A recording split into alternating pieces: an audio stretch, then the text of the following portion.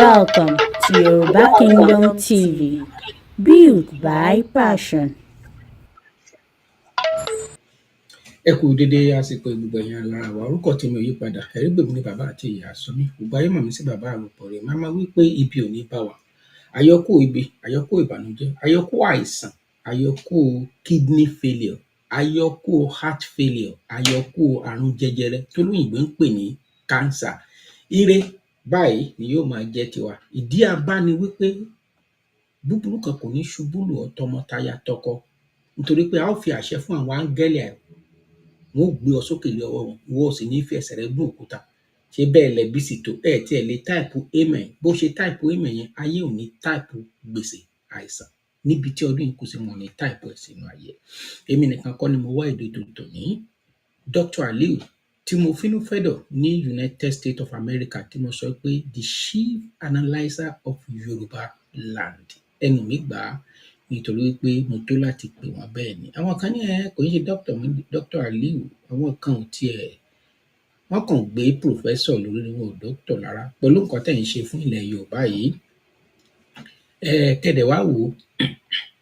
láyé tá a wà yìí 21st century, kò sí nǹkan téèyàn ṣe tó pamọ́. Ìdí ni wípé àwọn ọmọ àrọ́mọdọ́mọ wọn ò rí fọ́nrán tá à ń ṣe yìí, wọ́n sọ pé àwọn wọ̀nyí ẹni orí ṣàdá ni wọ́n, pé wọ́n ti ṣe àwọn nǹkan lẹ̀. Ẹ jẹ́ ká máa ṣe kíni, ẹ jẹ́ ká máa fi ránṣẹ́ sáwọn èèyàn, ká máa láìkí ẹ̀. Lágbára lọ́wọ́ Olódùmarè, ẹ̀yin tí ẹ ò bá wo fọ́nrán tí mo ṣe láàárọ̀, ẹ jọ̀ọ́ ẹ gbìyànjú kẹ́ lọ bá wa wò ó. Ká má kó ohun tí ó pa wá, ká má kó sẹ́nu mọ́. Àwọn tó dẹ̀ wà ńlé ká lè sọ fún wọn. Gbogbo ẹ̀yin tẹ́ ti wọlé síbí yìí lónìí, àṣẹ Olódùmarè, ikú ò ní wọlé sí yín lára, àrùn ò ní wọlé sí yín lára. This is the 4th series. A ṣì ń bá series yẹn lọ ni, a ò tíì parí ẹ̀. Èmi pẹ̀lú Dr. Aliu a jókòó pé kí la lè ṣe gan-an tá a fi pé a máa bọ́. Kì í ṣe pé ká máa jà, kẹ́ni máa búra ẹ̀. Àwọn míì ó wá sórí social media, ọ̀rọ̀ burúkú, àwọn èèyàn ó wá pọ̀ ńbẹ̀, wọ́n máa waste data wọn. Ìdí ni wípé ẹni tẹ́ bú ńjẹta, irun kí ló tu lára ẹ̀ báyìí? Ṣùgbọ́n consumption tẹ́ máa fi sí ara yín, tẹ́ máa fi sọ́pọlọ, táwọn ọmọ máa gbà, tó máa jẹ́ ohun àjogúnbá, òun ló yẹ ká máa lé, torí pé ọmọlúwàbí ni wá. Ìyá mi Muinat Bákàrè, ojú ò ní tì yín, ojú kì í tiná alẹ́. Bàbá mi Adéwálé Séríkí, orúkọ yìí mo máa ń like ẹ̀. A máa sọ pé Séríkí, òkè yín, Adé Ọmọrìgè, ojú ò ní tì yín, ẹ bá mi fi ránṣẹ́, like ẹ̀. Mo fẹ́ máa gbọ́ comment yín, mo dẹ̀ fẹ́ mọ ibi tẹ́ ẹ ti ń wò wá. Ẹ jẹ́ ká máa sọ ibi tẹ́ ẹ wà, ìlú tẹ́ ẹ wà, kí n lè máa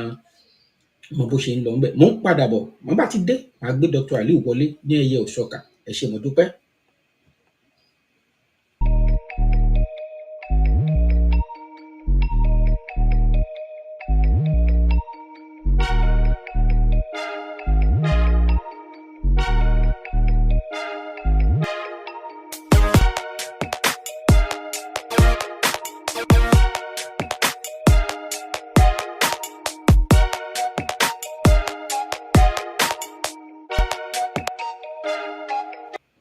Ẹ káàbọ̀ padà, Dr. Aliu ọ̀dẹ̀ òdùbí, ẹ kú dédé àsìkò yìí. Ẹ bá wa káwọn ará ilé. Gẹ́gẹ́ bí ìṣe wa, a kọ́kọ́ gbé oríyìn fún Olúwa Ọlọ́run Elédùmarè, ọba tó dá ayé, ọba tó dá ọ̀run, ọba tó dá gbogbo ẹ̀dá, ọba tó dá tó mí, òun náà ló dá tí ò mí. A dúpẹ́ lọ́wọ́ rẹ̀. A tún wá fi àsìkò yìí kí gbogbo èèyàn wa káàkiri àgbáńlá ayé, lọ́kùnrin lóbìnrin, lọ́mọdé lágbàá, gbogbo yín la kí o. Ọlọ́run gbàdúrà wa o, Ọlọ́run jẹ́ ká délẹ̀ lórí o, àdúrà gbogbo Ọlọ́run ò ní dójú tì wá. Ẹ ṣeun. Àṣẹ o, àṣẹ o, àṣẹ o. Ẹ ṣé Dr. Aliu, ní ọ̀sẹ̀ tí ọ̀sẹ̀ kẹrin leléyìí, a fẹ́ kọ́kọ́ kí yín pé ẹ kú fọmọnìyàn ṣe, ṣùgbọ́n téèyàn bá ṣe research, téèyàn bá kó gbogbo nǹkan wọ̀nyí jọ, kì í ṣe nǹkan kékeré. Ṣé kí Nàìjíríà, ṣé ká kúkú wá n tá à ń sọ̀rọ̀ nípa ìlélẹ̀ ẹ̀yin aráalé, ẹ jẹ́ kí n fi hàn wá. Survivor or surrender, ṣé ká gbìyànjú ká jà raburabu? Yorùbá at the crossroads series 4. Ọgbọ́n wo la fẹ́ ta sí? Ṣé ká wá wò wípé wọ́n ti borí wa ni, àbí ká gbìyànjú káwa náà ká jàjàbọ́? Àwọn nǹkan wọ̀nyí ló jẹ́ pàtàkì tá a gbọ́dọ̀ wò, tá a gbọ́dọ̀ mú sí ìṣe. nítorí náà ńkọ́ Dr. Aliu àríyá bẹ́àlẹ̀ ó bẹ́àrè nìyẹn o ìyá Muinat bẹ́ẹ̀ ni àlàáfíà náà la wà bàbá Aliu yá wa láti London wọ́n ń kí yín o wọ́n ní ṣé àlàáfíà lẹ wà. à ń dúpẹ́ o. Ọlọ́run ṣeun Ọlọ́run ṣeun. Ní báyìí mo máa ẹ ti láǹfààní láti ṣíà fọ́nrán tí ẹ fẹ́ lò lónìí ní ṣùgbọ́n ká ẹ tó ṣíà ẹ lè máa ṣíà but ó ní fọ́nrán kan tó wà níbí báyìí tí mo fẹ́ fi hàn àwọn èèyàn wa ṣé mo lè sáré fi hàn wọ́n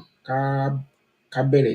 pẹ̀rẹ̀ ẹ ṣé mo dúpẹ́ ẹ jẹ́ ká ṣe báyìí ẹ̀yin èèyàn wa ẹ jẹ́ ká ṣe bí eléyìí ẹ jẹ́ ká ṣe bí eléyìí kábíyèsí Olódùmarè nǹkan ń bẹ o nǹkan ń bẹ má sọ fún yín pé nǹkan ń bẹ ẹ̀yin náà ẹ mà ṣe rí arábìnrin tẹ́ ń wò yìí ẹ sọ pé obìnrin wo leléyìí tó dàbẹ̀ pé ó dà nǹkan borí yìí obìnrin yìí Haúsá gangan leléyìí eléyìí kì í ṣe kíkẹ Haúsá Fúlàní ó yàtọ̀ síra wọn Dr. Aliu máa tún nǹkan tọmọkùnrin yìí ń sọ ẹ jẹ́ ká gbọ́. Assalamu alaikum ya jama'a musulmi ga bidiyo na nan kashi na biyu ga Hausawa na ana kashewa a Katsina babu wani malamin da suke magana akan ana kashe Hausawa a Katsina ana kashe Hausawa a Zamfara ba wani mai magana ana kashe Hausawa a Zamfara suwa wọn Zamfara kò sẹ́ni tí ń sọ̀rọ̀ kálukú dákẹ́ wọ́n pa wá káàkiri ní Katsina ìpàwùpà làwọn adaran ń pa wá àwọn Haúsá ló ń sọ̀rọ̀ yẹn wọ́n náà ń pa àwọn ní Katsina wọ́n ń pa àwọn ní Jigawa wọ́n kà wọ́n ní Sokoto ní ìpakúpa ká wọ mọ́ṣáláṣí ká lọ mú àwọn èèyàn ká da ìbọn bù wọ́n ká kó èèyàn bíi 100 ká kó wọn lọ sínú igbó níjó ní wọ́n kó àwọn èèyàn bíi 52 wọ́n kó wọn lọ sínú igbó wọ́n sì gbé ọ̀bẹ lé wọn lọ́wọ́ ní ẹjọ́ máa dúra yín lọ́pọ̀ wọ́n sì dúra wọn bí ẹran. òun arákùnrin yìí ń sọ nínú fídíò rẹ̀ nísìn ó ní ẹ̀ ń pa wá nípakúpa kò sẹ́nìkan tó sọ̀rọ̀ ó ń dákọ̀ àwọn state tó ti pa wọn ní ẹ máa pírí rẹ̀ lọ. Hausawa a Zamfara ka ce min Fulani suke kashe Hausawa a Zamfara Fulani suke kashe Hausawa a Katsina Fulani suke kashe Hausawa a Sokoto Fulani suke kashewa Hausawa a Kebbi dan haka dubba Fulatanin da yake Najeriya Allah ka tsine ma uwar da ta tsuguna ta haife shi albarka dubba Fulatanin da yake Najeriya karan kata kaf in dai ba Fulatani ne kai wannan biyo naka ne Allah ka tsine ma uwar ka wanda ta tsuguna ta haife ka zo muna mana magana wai alaba durun uwar alaba Allah ka tsine ma wanda yake magana ma duk malamin da yake magana akan alaba ma Allah ka tsine ma uwar ta albarka gudun wani alaba ga Hausawa ana kashewa a Katsina ana kashe Hausawa a Kebbi ana kashe Hausawa a Zamfara ana kashe Hausawa a Katsina a Sokoto ana kashewa ba wọ́n gbẹ̀mí wa àwọn adarí ń pa wá ìyẹn adarí wa lọ sí kò ìwọ̀n lọ yà ní ẹ̀ ń sọ pé ní wọ́n ní alábàáràkó wípé ní wọ́n wó àwọn ṣọ́ọ̀bù pé wọ́n ń wó ṣọ́ọ̀bù lẹ̀ ń bínú fún lórí ẹ̀rí pa alábò sílẹ̀ ẹ̀yìn ara bíi báwo kọrí ẹ rí i pé àbòsí ńlá nìyẹn wọ́n gbẹ̀mí èèyàn nínú mọ́ṣáláṣí wọ́n gbẹ̀mí àwọn èèyàn káàkiri ní Katsina Sokoto ní Zamfara wọ́n gba ẹ̀mí ọmọ èèyàn àwọn ló ń ṣe àdáràn ẹ̀yin àfa àdáràn láwọn ìlú yìí ẹ̀ sọ̀rọ̀ ẹ̀yin ìmáàmù àdáràn ẹ̀ sọ̀rọ̀ ẹ̀yin olóṣèlú àdáràn ẹ̀ sọ̀rọ̀ ipe ẹ̀yin ọmọ ìyá wa àwọn tẹ́ ń pa ẹ má pa wọn àwọn oníwọ̀n nílẹ̀ ẹ̀ sọ anything ẹ wá gbọ́ pé ní Sanwó-Olú ó ń wọ àwọn eré àdìkan ní Alábà ẹ wá gbéra gọ́fìnà Kánò ní o àti kọ́ńkọ́sọ́ ní gbogbo wọn lura wọn sí Alábàràkó wọn lọ ń yarí wọn lọ ń bínú ẹ rí pé ní àbòsí lágbà nìyẹn oníkùnrin yìí sọ ó ní kò ní dáa fún bísíǹnẹ̀sì dáì ṣe gan ní ilẹ̀ Alábàràkó kò ní yẹ pẹ̀lú bísíǹnẹ̀sì ẹ̀ǹsì wọ́n pa àwọn gbẹ̀ ní àwọn èèyàn wa èyí wá lọ sí ibìkan sọ pé ní kìnní ṣe rí pé ní politics ni wọ́n play ẹ̀yin ó ń jóná ẹ wá ń lọ sí ìlú onílù ẹ ń lọ sí ní state oní state ẹ ń lọ yarí ń bẹ tó sì ṣe pé ní ìwọ tó ń sọ̀rọ̀ yìí tó gbéra lọ sí Alábàràgbó bàbá rò pọ̀re àwọn buildings tó wó àwọn shops tó wó ó fẹ́ wọ 18 billion naira ní Kano state òun náà ló instruct governor òun ní kò sí bẹ́ẹ̀ torí pé opposition ní tẹ́lẹ̀ kó tó di pé ní wọ́n rọ́wọ́ mú gbogbo ṣọ́ọ̀bù oníṣọ́ọ̀bù fà táwọn èèyàn ń sọkún gidi gan ẹlòmíì kú lórí ẹ ẹlòmíì. Assalamu alaikum ya jama'a musulmi ga bidiyo na nan kashi na biyu ga Hausawa na ana kashewa a Katsina babu wani malamin da suke magana akan ana kashe Hausawa a Katsina ana kashe Hausawa a Zamfara ba wani mai magana ana kashe Hausawa a Zamfara suwa suke kashe Hausawa a Zamfara ka ce min Fulani suke kashe Hausawa a Zamfara Fulani suke kashe Hausawa a Katsina Fulani suke kashe Hausawa a Sokoto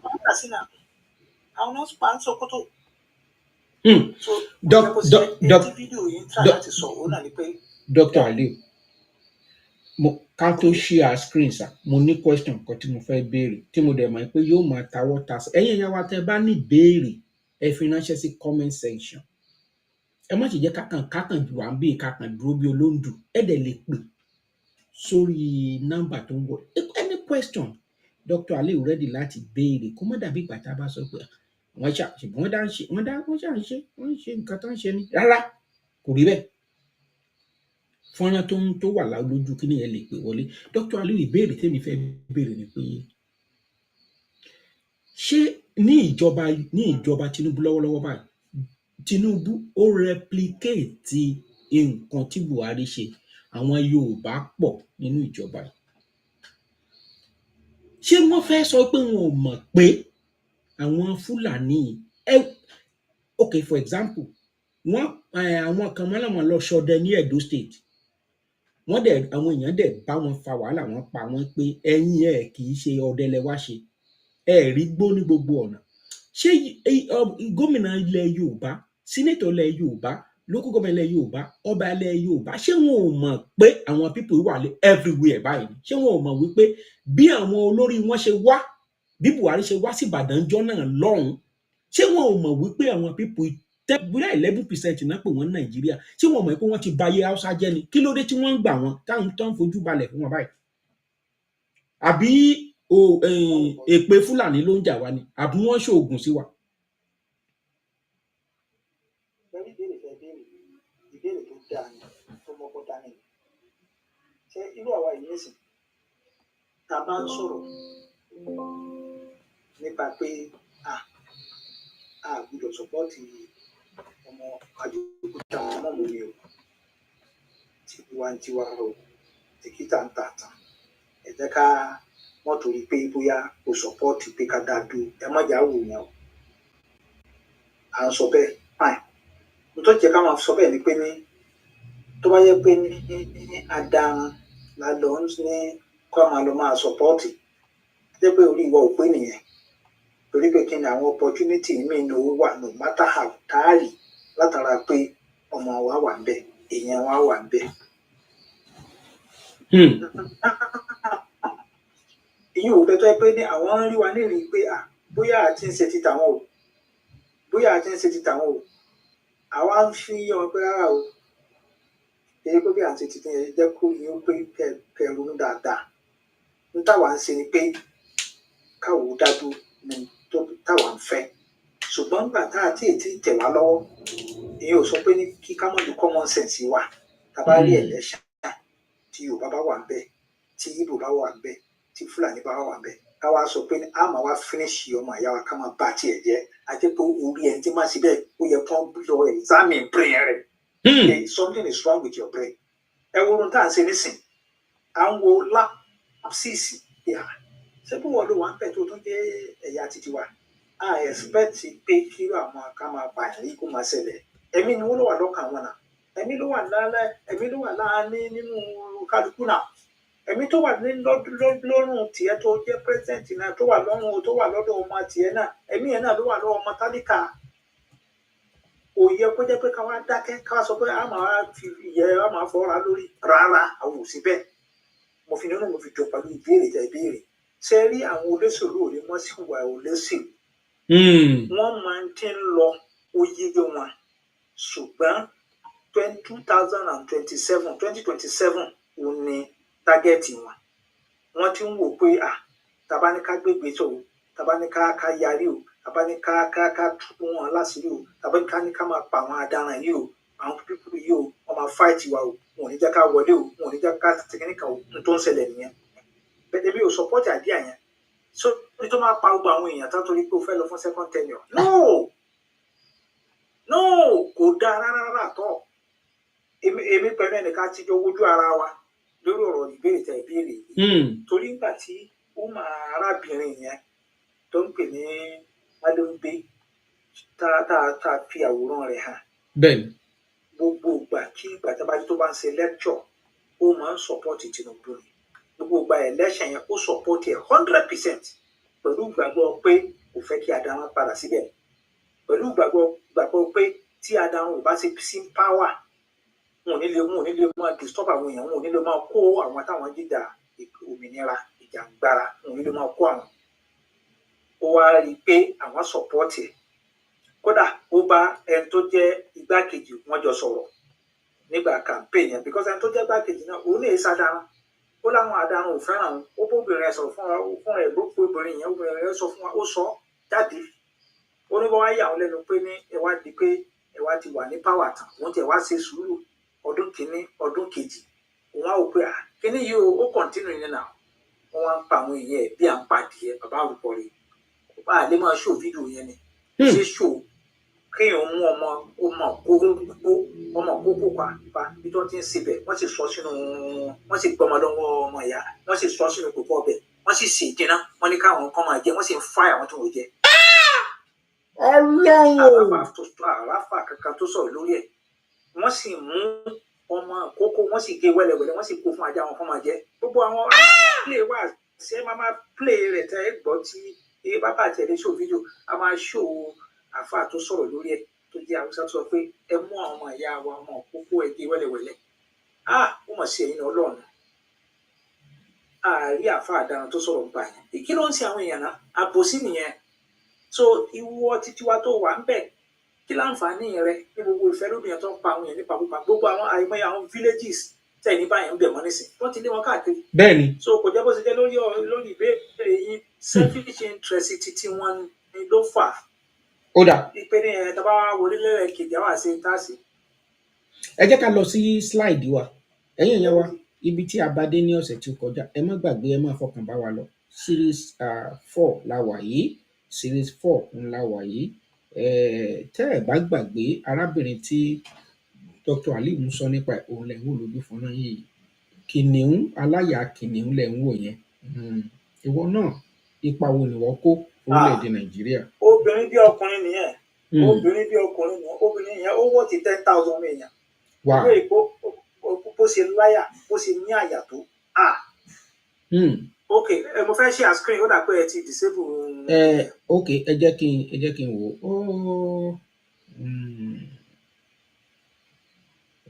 ok ẹ ká ṣe báyìí ó dà ó ti ṣiṣẹ́ báyìí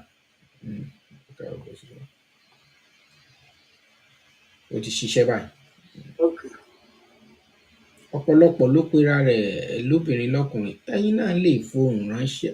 voice note gan ṣiṣẹ́ kò di dandan kẹ́yìn náà gbójú tí ń jáde ṣé kí Nàìjíríà ṣé kán jà ní àbí kún ó kúkú jọ̀wọ́ pé àwọn ẹ̀mí wọn ò gbé mọ́ o a ti wà ní ojú fọ́nrán báyìí yẹn wá ẹ mú báyìí ròyìn ẹ máa kọ́lẹ̀ ó yá. so òun náà ni pé ní a sọ nígbà yẹn pé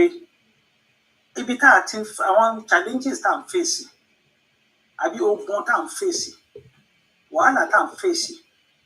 ìṣòro tó ń kojú ọmọ Yorùbá ìṣòro tó ń kojú ìran Yorùbá kìí ṣojú ọ̀nà kan kìí ṣe pé látọ̀dọ̀ adaran nìkan bẹ́ẹ̀ náà lọ máa òkúta mọ́mú mi tó ń pè ní ìdìgbò bẹ́ẹ̀ náà làwọn náà gbógun tì wá kí la sì ṣe fún wọn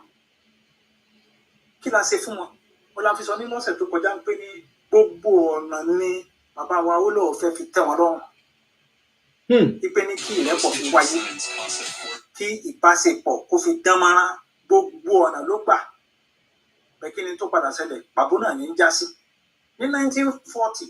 tó yẹ pé ní bọ́ọ̀lù ni wọ́n kà play fa friendly match ni wọ́n play láàrin CKC of Onitsha kọ́lẹ́jì kan ní o pẹ̀lú another secondary school St. Gregory College lẹ́kọ̀ọ́ tó ń jọ gbá bọ́ọ̀lù àfi tí Zik bá bó sí lọ gbé jáde ní West African Pilot rẹ̀ ipò ti triumph lórí Yorùbá land ipò wọn ti conquer Yorùbá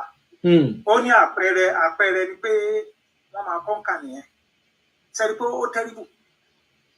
nígbà tó tún di 1945 ni bàbá yẹn wá wò pé tọ̀ bàbá wa ló dá NCNC lẹ̀ kò sì sí mọ́ nígbà tí ò sí mọ́ Zik tó yẹ pé òun kó ló dá ẹgbẹ́ yẹn lẹ̀ kò sí tó kò ní business pẹ̀lú ẹgbẹ́ yẹn bẹ́ẹ̀ ó wá join wọn ò fi ṣẹlẹ́yàmẹ̀ wọ́n fi gbà á láàyè ìgbé òkè no problem ẹ jẹ́ kó máa bọ̀ ló fi wà pẹ̀lú wọn tó wá fún un nípò ńláńlá ó jẹ́ bí gbákejì sí Abat Macaulay sí NCNC nígbà yẹn bàbá yẹn wá tó kúta àwọn Yorùbá tó wá ń sọ pé ẹ wò kó mọ̀ tún dàbí pé a ṣe ẹlẹ́yàmẹ̀yà ẹ jẹ́ kárákùnrin kó jẹ party leader nígbà tó jẹ party leader ó spread the party yẹn lọ sí gbogbo ìlú East tó láwọn ò lẹ́gbẹ́ kankan wọn ò ní political party kankan ó spread ẹ̀ lọ sí East ẹni tó sì dá party lẹ̀ òun ò ṣe pé kíní òun dá lẹ̀ fún ìlọsíwájú ìran rẹ̀ ni ìlọsíwájú Nàìjíríà kò sí ẹlẹ́yàmẹ̀yà ní Abat Macaulay kódà kò mọ ní Nàìjíríà lásán ní Áfíríkà the next thing tí ó ṣe pé ó bá di pé ó lóun ó jọ lórí bí tí wàhálà ti bẹ̀rẹ̀ yẹn yóò jọ lórí orílẹ̀-èdè Yorùbá ìyẹn ló jẹ́ kí bàbá wa Awólọ́wọ̀ ní 1945 ló lọ fọ́ọ̀mù ẹgbẹ́ ọmọ Odùduwà ní United Kingdom láti protect interest ọmọ Yorùbá. So United Kingdom ni bàbá yẹn ti lọ bẹ̀rẹ̀ ẹgbẹ́ yẹn sà. bẹ́ẹ̀ ni Awólọ́wọ̀ bẹ́ẹ̀ ni wọ́n fọ́ọ̀mù ẹgbẹ́ ọmọ Yorùbá. Dr. Aliu ẹ jọ̀ọ́ kí ni éèjì Awólọ́wọ̀ ń gbà yẹn ẹ má torí mi ìfẹ́ jẹ́ ká pẹ́ bọ̀ tí. gbogbo wọn náà yọǹgì wọn ò ṣàgbà. kí ló wá kọlù wá báyìí sà tó jẹ́ pé 80-90 even gan 80 gan ṣètì 90 ṣètì wọn ò rí wa kó jọ kí ni problem wa sà ṣé pè ní. problem ti Yorùbá kò tayọ pé ní àwọn tọ́lọ̀ ń fi ṣe adarí ìwà tó ń ti ṣì wá lọ́nà nígbà yẹn àwọn náà wọ́n tún wà ń bẹ̀dì sí. problem àkọ́kọ́ nìyẹn bàbá àròpọ̀ rí problem ẹlẹ́ẹ̀kejì ó ní àwa gan alára gan ni problem ara wa. báwo làwa alára ṣe jẹ́ problem ara wa òun náà ni pé ní pátì gbogbo tí ò wúlò afẹ́fẹ́ yẹ ń ta múlọ̀kúnkúndùn nìyẹn. interest ọmọ Yorùbá bí wọ́n ṣe ní ìlọsíwájú kò àwọn èèyàn ò sí mọ́ wọn ò focus ti lórí mọ́ nítawọn èèyàn wà after ni pé individual interest ni pé interest ti tèmi nìkan sọ kì í ṣe pé interest orílẹ̀-èdè Yorùbá if not kí ló dé tó fi lè jẹ́ pé ní ẹni tó ti wà à ń bẹ̀ ti pẹ́ láti 1980 wọ 70 wọ 80 wọ 2000 wọ 2025 àwọn náà wọ́n wà bẹ́ẹ̀ dì sí. àwọn náà dì sí wọ́n sì fẹ́ kú síbẹ̀ ni wọ́n pọ̀ ọjà pọ̀rọ̀tà báyẹn. a tún wá rí i pé òkè ẹ bá tẹ̀ fẹ́ kú síbẹ̀ ǹjẹ́ wọ́n ń ṣe interest wa sí wọ́n ń jà fún interest wa rárá wọn ò jà fún interest wa interest ara wọn ni pé èmi ò ṣe pé kíní yóò favour mi o ẹ jẹ́ kí n lọ wá kí n lọ pàdé pọ̀ mọ́ àwọn aróòkè òwúyà òun ni ti Arẹ́gbẹ́ṣọlá. individual interest Arẹ́gbẹ́ṣọlá ní ìsìta ló ń bá ṣe ó ti padà lọ sí ọ̀dọ̀ Àtíkù. bàbá òpórí n tó wá fa nínú jẹ́ ẹ̀yìn ojú tún di ìgbà tẹ́lẹ̀ ṣàbádé tán nísìn ẹ̀ tún rí ọmọ Yorùbá tó tún máa tẹ̀lé Arẹ́gbẹ́ṣọlá lórí tó ń pẹ̀lú Àtíkù sẹ́ni pé wà láwà ẹ̀ tún máa rí àwọn ọmọ Yorùbá tó tún máa tẹ̀lé Arẹ́gbẹ́ṣọlá èkéèsì ìran títí wọn èkéèsì ẹ̀jẹ̀ wọn sẹ́ni pé wà láwà. tó ẹ dákun Arẹ́gbẹ́ṣọlá tó ń bínú nísìn kí ló ń bínú lé lórí ó ń bínú lórí interest ti tiẹ̀ pé wọn ò fún un nípò ó ń bínú lé lórí pé kò wó pé bákùnrin bá tiẹ̀ ń bá mi jà kò sí problem ṣe bí mo sáà ti kí nìyẹn jẹ mo jẹ gọ́fúnà odidi ọdún 8 gbáko bàbá òpọ́lé arákùnrin yìí aláìmoore ni ó tún jẹ commissioner for works ní Lagos State bàbá òpọ́lé fún nǹkan bí ọdún bíi 4 lẹ́kọ̀ọ́ gbáko ọdún 4 kẹ plus ẹ̀ mọ́ ọdún 8 bàbá òpọ́lé ọdún 12 kọ́ nìyẹn ọdún 12 yẹn kẹ tún plus ẹ̀ nǹkan bíi 4 àbí ọdún mélòó ló tún lókọ̀ lu Buhari tẹ́ bá gbogbo ẹ̀ lọ bíi 16 years kí ló wá káàkiri tẹ́ pé wọn ò bẹ̀rù Ọlọ́run. ìyá wa Muyinat ti sọ pé Fúlàní ò ní ṣerú ẹ̀ síra wọn láyé òun náà kọ n tẹ́ ń sọ. ni yóò mọ̀ dá fún wa bó ṣe rí nìyẹn bàbá àlùkòrí bó ṣe rí nìyẹn bó ṣe rí nìyẹn ẹ tẹ̀síwájú sà. interest ti wọn òun ni wọ́n ń jà fún. ok náà gẹ́gẹ́ bí ọ̀rọ̀ tá à ń bá lọ wọ́n fi lọ dá ẹgbẹ́ yẹn lẹ̀ wípé interest ọmọ Yorùbá ó sì gbé láti UK torí pé gbogbo àwọn ọ̀mọ̀wé wà dáadáa láti lè máa ta kálukú jí wọ́n sì ti gbé wá kí náà bẹ̀rẹ̀ sí spread mọ títí kì í bẹ̀rẹ̀ sí sọ òní. wọ́n ti lọ dá ẹgbẹ́ ẹlẹ́yàmẹ̀yà lẹ̀ wọ́n ti lọ dá ẹgbẹ́ ẹlẹ́yàmẹ̀yà lẹ̀ o wọ́n ti lọ dá ẹgbẹ́ ẹlẹ́yàmẹ̀yà lẹ̀ o tó bẹ̀rẹ̀ sí pariwo káàkiri. ó wá mú ó ti rìgá sọ pátì yẹn di Igbo party ní NCNC ó ti sọ di Igbo party bàbá àlùkọ́rẹ́ ṣé kò tako làákàyè tí kò tako ọpọlọ ẹni tí tó wá jọ yẹn gbé rẹ lẹ́gbẹ́ irú títí ẹ wà ń bẹ o lọ́jọ́ olórí ń bẹ ó wá sọ pé o fẹ́ jẹ olórí gbogbo ilẹ̀ Yorùbá ó túmọ̀ sí pé ní gbogbo ọba wa pátá wọ́n máa wà ní abẹ́ àkàtà Ìgbò gbogbo resources wa pátá yóò máa wà ní abẹ́ àkàtà ọmọ àfòbújá mọ́mọ́ mi gbogbo tá a ní pátá resources wa ní o everything àti tí ó mí àti tí ò mí o yóò wà ní abẹ́ àkàtà títí ẹ̀ ẹ wá wo òun ò ṣe wá mú Yorùbá kó ní ìwọ Yorùbá ìwọ náà bóyá lọ sí east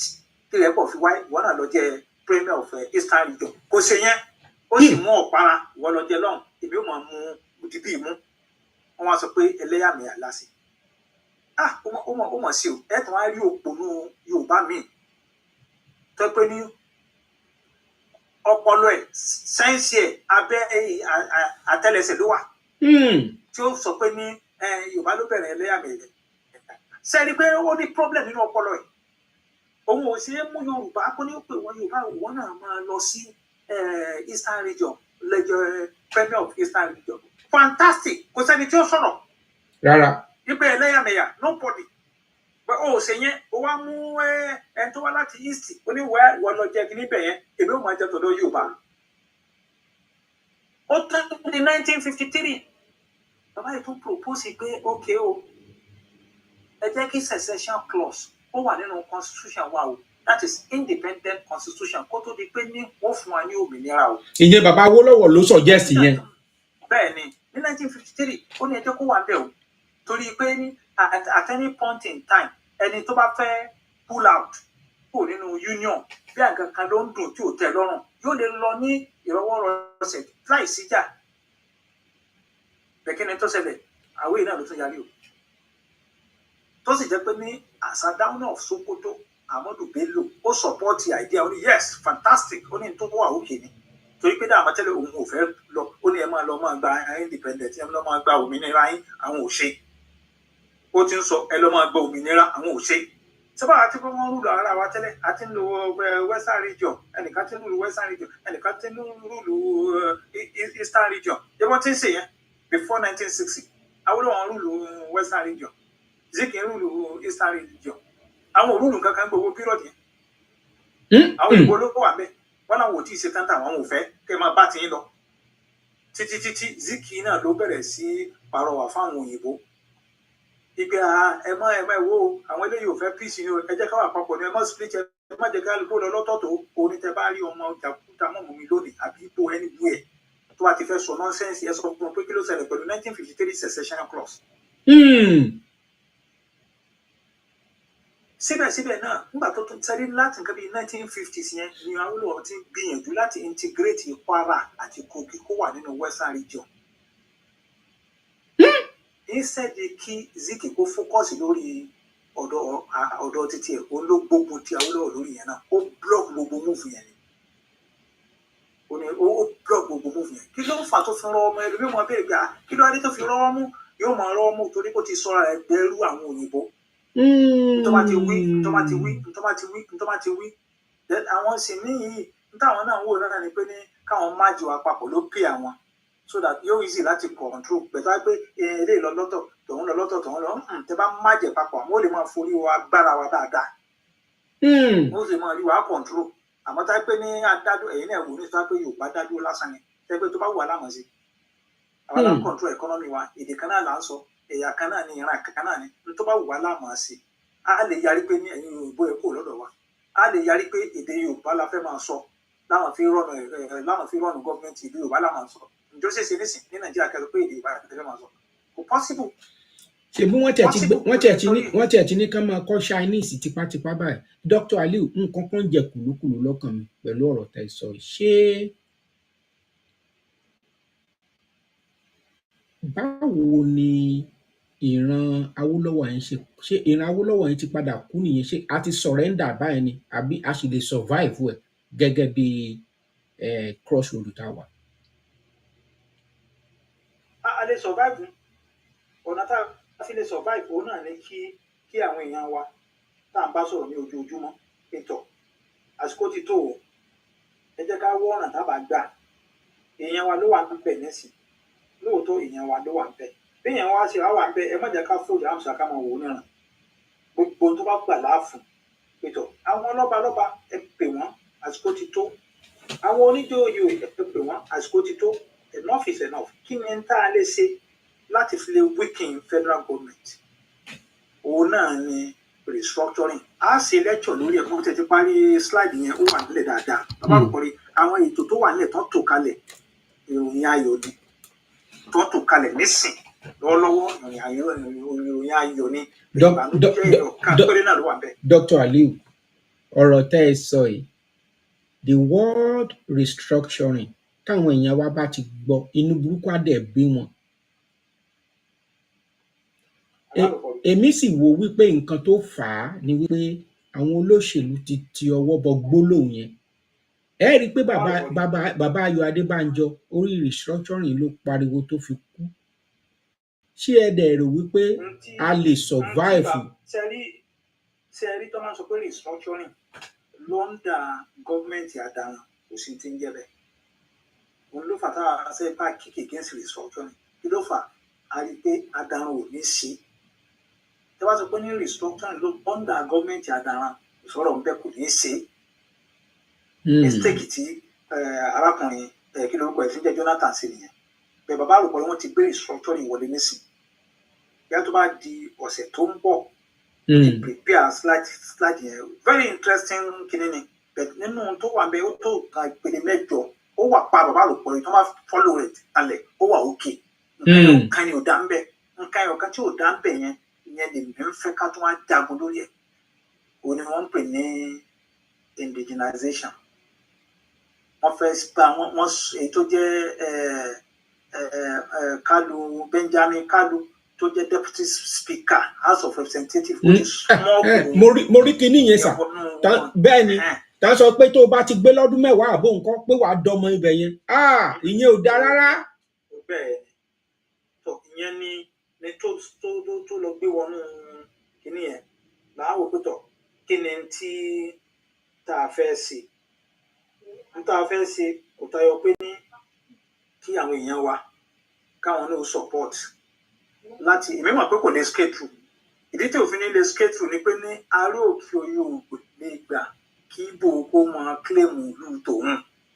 wọn ò ní gbà pé kò tí ì sí awareness lọ́dọ̀ títí wọn torí rẹ̀ ní pé tí n bá ṣe lecture ń ṣe lecture tá a fi èdè Haúsá sọ pé ẹ gbọ́dọ̀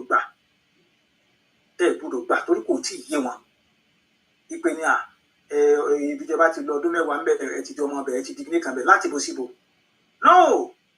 kò sí tó yọ. Dr. Aliu, àwọn kan gbàgbọ́ wípé ọ̀rọ̀ àṣe restructuring tán bá wá padà ṣe yóò wá di àǹtò táwọn èèyàn kan wà sọ pé restructuring náà gbé wá tẹ́ bá ṣe restructuring àwọn adaran wà wọn ò dojú ẹ̀ bólẹ̀ padà ní wọ́n ti fẹ́ kan ṣe. ìsọkúsọ bàbá àròkọ rẹ ìsọkúsọ ni wọ́n sọ òye wọn ni ẹmọ tó wà nínú ẹbí gbogbo a máa ká gbogbo kíní ẹ jáde pẹ̀lú ògbó Ọlọ́run ok a máa kà jáde tó wà nínú bàbá mi Dr. Aliu bàbá kan wà níbí ó ti béèrè ìbéèrè kan ó ní PDF yóò lò nílùú ẹ ó dìgbà tá a bá lò tán but Dr. Aliu lè fún ilé sí yẹn then wọ́n tún wá sọ nǹkan kan wọ́n ní please bàbá àròpọ̀rẹ́ tell Dr. Aliu that they have removed that indigenization clause from the public hearing. Ó ní kí n sọ fún ibẹ̀ pé wọ́n ti remove ẹ̀ n tẹ́ sọ pé clause tó wà bẹ́ẹ̀ yes sir. bàbá àròkọ rẹ wọn ò lè remove ó wà ń bẹ tó fà á tó fi wà ń bẹ̀ ni pé ní sẹ́ẹ̀rí stage tó wà nísìn stage pé ní kì í ṣe pé wọ́n ti gbé dé house kọ́mítì ni wọ́n yàn kọ́mítì tó sì yàn yẹn àwọn Yorùbá kódà nínú pípẹ́ àwọn slide tí mo ṣe ẹ̀jẹ̀ wò náà ṣé ẹ̀jẹ̀ ń wo bóyá kíni rẹ̀ wà níbí láti mo lè sáré fi hàn wọ́n níbí òkè jìnnà ló wà ìbáṣọ rẹ̀ sẹ́ẹ̀rí stage tí kìíní yẹn wà gangan ni àwọn tó wà ní house wọn làwọn need the constitutional review I need to review the constitution fine wọn á mú àwọn èèyàn nínú tìsàlẹ̀ nínú Yorùbá nínú Ìgbò nínú Haúsá wọn fọ nǹkan committee wọn ní ó yá ẹ lọ prepare ètò yìí kalẹ̀ ètò yìí làwọn wá ń ṣe lọ́wọ́ gbogbo ohun tó bá di tán wá parí síbẹ̀ ohun tẹ́ ẹ bá fẹ́ yóò wà níbẹ̀ ohun tẹ́ ẹ fẹ́ yóò wà níbẹ̀ bàtà màtá máa parí àkójọ rẹ̀ tán òun ni wọ́n ṣẹ̀ṣẹ̀ wá gbé wá house wọn á debate lórí ẹ̀ iṣẹ́ míì tún nìyẹn o wọn ò tí ì gbé sí wá house láti debate even bàbá àròpọ̀lé àti local government kan fẹ́ dálẹ̀ ká má sọ kó tó bó bá di ọ̀sẹ̀ tó ń bọ̀. ó dáa ó dáa kò jẹ́ bóyá ní ọ̀sẹ̀ tó ń bọ̀ lágbára lọ́wọ́ Ọlọ́run Dr. Aliu ẹja ṣe báyìí Yorùbá Kingdom TV àwọn èèyàn wa wọ́n ti ń béèrè pé ó pẹ́tẹ́ tí wá bá wa ṣe town hall ṣé àwa lè fi yẹn ṣe town hall meeting gbà yẹn nìyẹn. ó perfect ó wà òkè ó wà òkè ó wà òkè. ó dáa ẹ ṣeun a ní bíi ìṣẹ́jú 5 sí lecture tòní ẹ̀yin èèyàn wa mo kàn fẹ́ kẹ́ ẹ ṣe kinní kan ṣe rí mi máa bóyá lè sọ Dr. Aliu ká wá sórí Yorùbá Kingdom TV mi ò tiẹ̀ wo monetization kò kàn mí pé wọ́n ń gbowó ń bẹ̀ I don't care in tó jẹ mí lógún òun ní ilẹ̀ mi yẹn owó tèmi gan ná lọ́sẹ̀ YouTube ò lè mi ò wè lónìí ẹ̀yin mélòó ló wà báyìí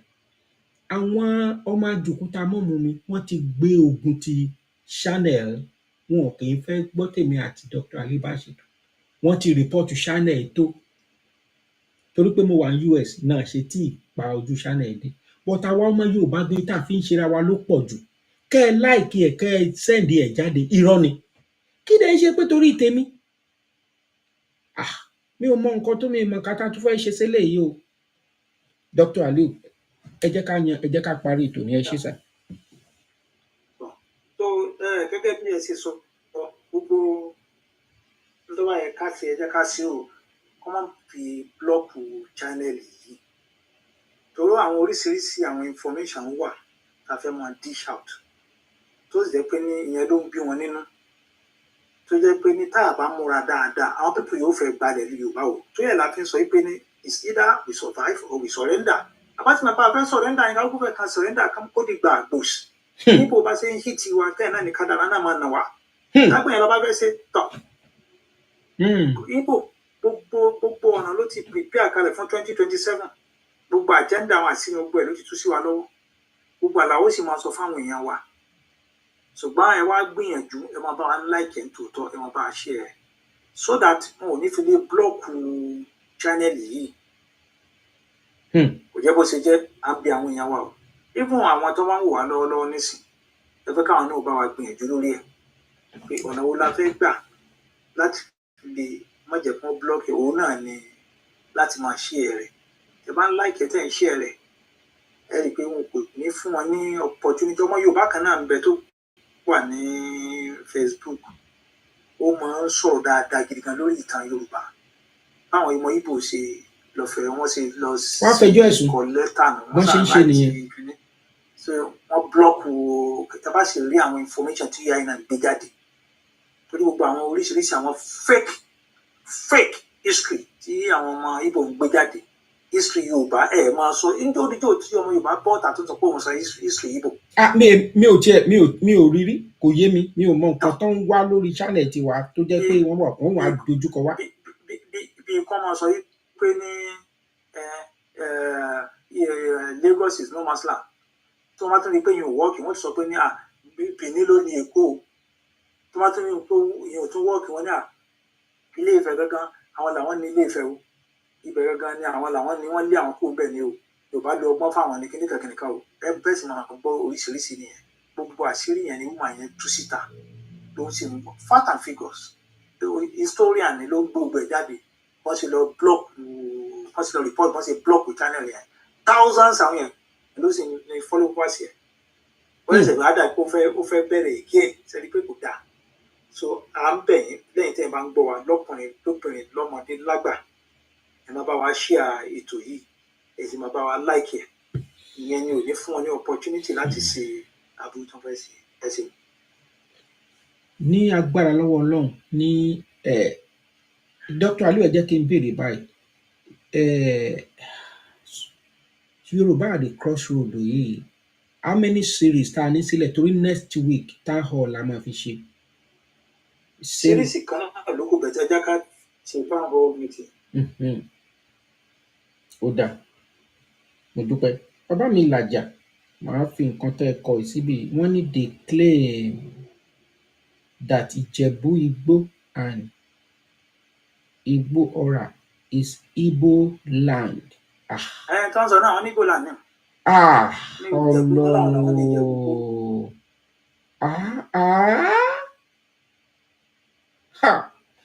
Bàbá mi Waziri Jinadu, mo fẹ́ràn nǹkan tẹ́ ẹ kọ ẹ púpọ̀. Tẹ́ bá ti ń sọ̀rọ̀ mi ò kì í fẹ́ fojú fò dá. Ó ní devolution of power, let everyone go manage their space. Ìjẹ̀bú nation, Èkìtì nation, Àwórì nation, Ìbàdàn nation. Wọ́n ní ìyẹn gangan ni ló ń bọ̀ next week pẹ̀lú ògbó Ọlọ́run. A máa yànnà náà ẹ̀ dáadáa, good news wà ńbẹ̀ tó pọ̀ gidi gan. Ara tí mò ń sọ yẹn pé ní a gbọ́dọ̀ fi arákùnrin wa yìí sílẹ̀. Sẹ́rí bí àwọn tó ń wà ní ètò constitutional review ṣe ń ṣe títún wọn, bẹ́ẹ̀ náà làwọn patriots. Kí làwọn patriots ń ṣe? It's the same thing. The same thing àwọn patriots ń lò láwọn Emeka Àyànkù. Bàbá yẹn dẹ̀ ti wà, ó ti wà tipẹ́. Ó wà pẹ̀lú àwọn kìnìún pẹ̀lú àwọn bàbá wa Rotimi Williams. Ọ̀sùn Rotimi Williams ọ̀gá lórí patriot. Nígbà tó kú wọ́n fi fún Professor Nwabueze. Ìgbà tí Professor Nwabueze kú wọ́n fi darí ẹ̀ sọ́dọ̀ tiẹ̀ náà. So òun ló wà ń bẹ̀rẹ̀ nísìnyí. Gbogbo àwọn tó sì wà lábẹ́ àwọn Professor Kila òun náà wà ń bẹ̀. Àtàwọn Yorùbá àti kí ló kọ rẹ̀ tí ń jẹ́ àwọn Yorùbá náà kúnnú ẹ̀ dáadáa, àtàwọn kí Haúsá náà kúnnú ẹ̀. So táwọn yẹn náà ń sọ ní pé resource control. So the same line náà ni. Àbí sọ pé ní ọ̀rọ̀ wà tó yẹ ká máa dish out, ká ṣe àlàyé lẹ́kùnrẹ́rẹ́. Ẹ máa rí gbogbo àwọn kíní ẹ̀ ń bẹ̀. Ẹ máa rí gbogbo iye bọ́sì bá revenue formula tó ń gbé jáde tó wà nínú ẹgbẹ́ ìlú àmì kọ́dọ̀ ló kó scale through. Sórí rẹ̀ ní next lecture tábà ṣe a máa gbé picture gbogbo àwọn tó jọmọ Yorùbá tó wà ní house. Àwọn máa display wọn lọ́kọ̀ọ̀kan. Èyí tí ò bá support káwọn ọmọ ìran tó ń bọ̀ kán lè rojú wọn, torí kíní o kò lè kú láéláé. Àwọn tó ba ìran yín jẹ́ leléyìí o, orúkọ wọn náà á wà ní lákọọ́lẹ̀. Ẹ ṣeun Dr. Aliu, ẹ bá ń dágbére fáwọn aráalé. Àdúpẹ́ fún yín o, àdúrà ó gbà o, Ọlọ́run jẹ́ kí kákórè kò délé o. Ẹ ṣeun ìgbà dúpẹ́ pọ̀. Ẹ ṣe sá. Ẹ̀yin